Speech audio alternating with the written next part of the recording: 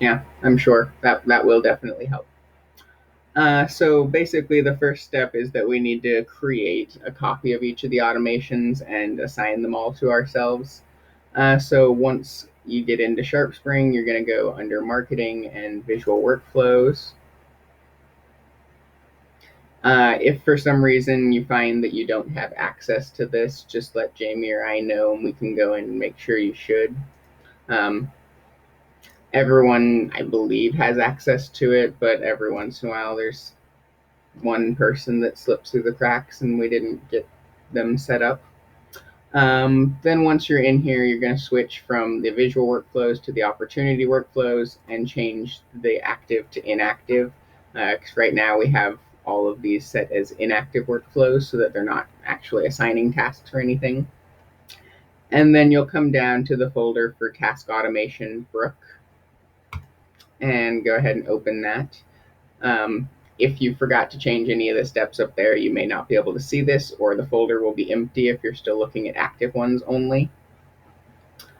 Then you'll come in and essentially each of these ones, there's 63 in here because there are some for blogging. Skip the ones that are for blogging. We just want to focus on the SEO ones. But for each of these, basically, we need to go in and copy it and make some quick changes. I'm going to do the one for SEO videos level 1 month A, since that's a relatively short one, will be pretty easy. So first thing you want to do is just change the name on it. We gave a quick format in there.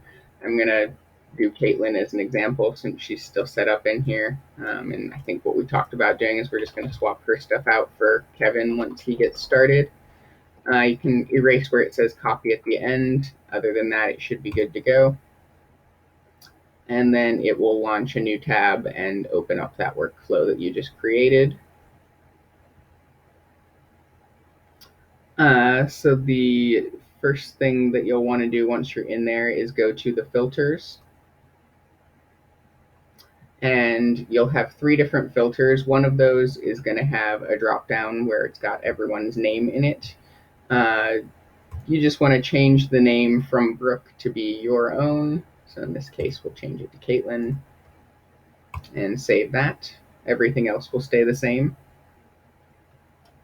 And then the next step is you're going to go into each action. And I guess this wasn't the greatest example because there aren't any actions besides the last one.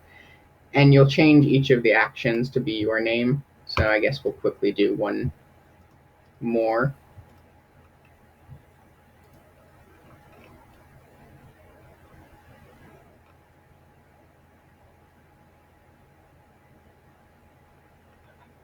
Do an SEO general one just because I know those have tasks. Okay, so SEO general level 1 month B.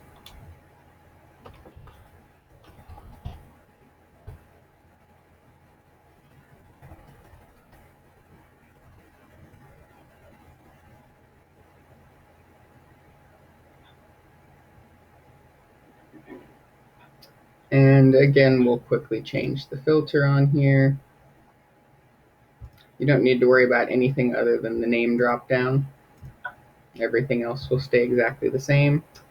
And then you'll go in and you should have all of the different tasks that are associated with that workflow.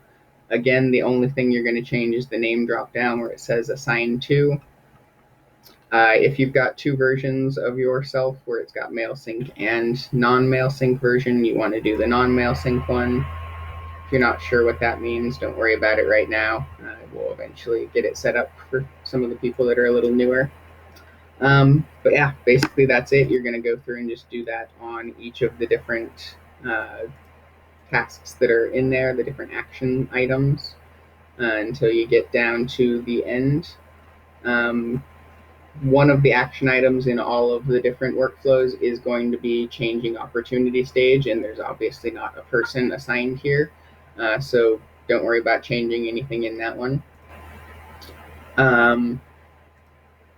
You should not have the send calendar invite or when available assigned to lead owner checked. Jamie and I went through and we tried to make sure those were unchecked in all of them, but